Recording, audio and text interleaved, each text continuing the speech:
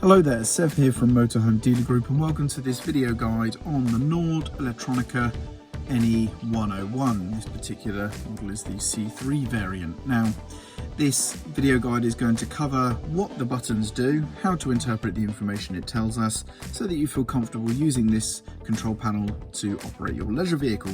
This video is not going to cover any in-depth troubleshooting or such like. For that sort of information, please do consult your manuals or documentation or seek the help of a technical professional. So, with all that said, let's get into it. So this is actually quite a simple panel to use. There is not a master on-off switch on this particular panel. That said, the lights master switch that I'm indicating right here that turns on the vehicle lighting, this does serve as a master switch for both the internal and external lights. So if I was to turn on the external light there, as you can see, that comes on. That's going to be your outside awning light.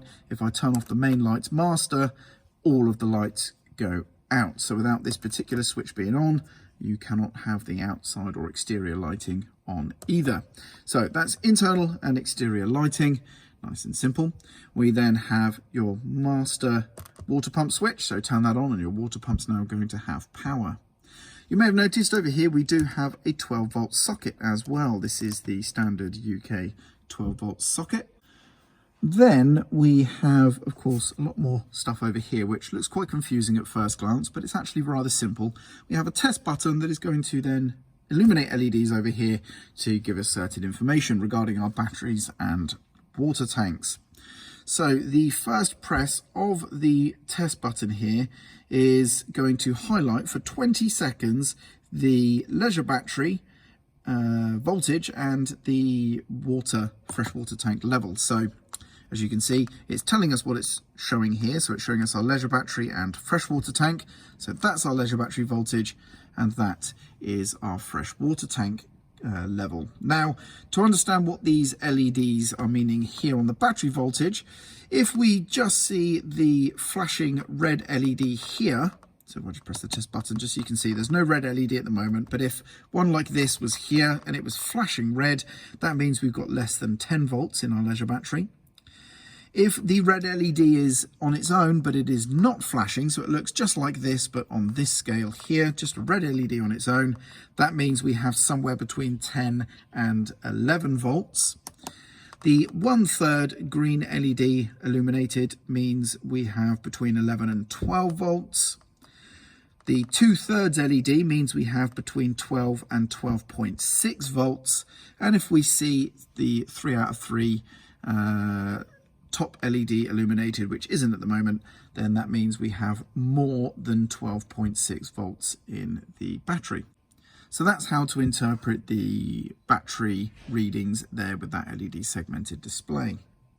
So the next press of the test button is now switched this LED over to here. So now we're looking at the vehicle battery and we're looking at the recycled water tank. So if we had a recycled water tank, which this particular vehicle does not, that would be the level of that tank just there.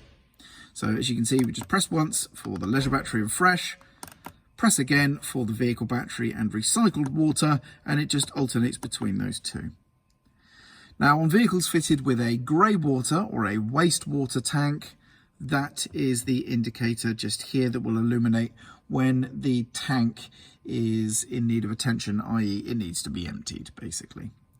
This LED will illuminate here when plugged into mains electricity, and this one will illuminate here if we have a fuse issue in the corresponding fuse box that is installed in the vehicle alongside this control panel.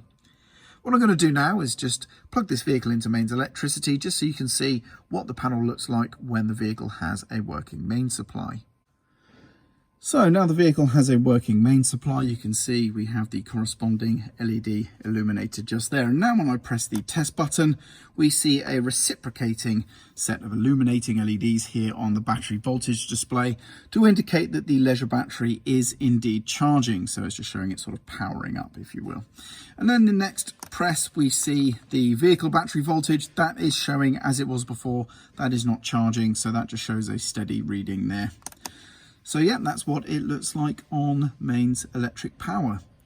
Now, to power down the vehicle, because there is no sort of master power switch to turn off your 12-volt system here, what you need to do is individually turn off the tap, and then you can either individually press these in turn, so the external, then the internal lighting, like that, if you so wish, or you can just press the lights master switch there for the internal lighting, which will also kill the external lighting.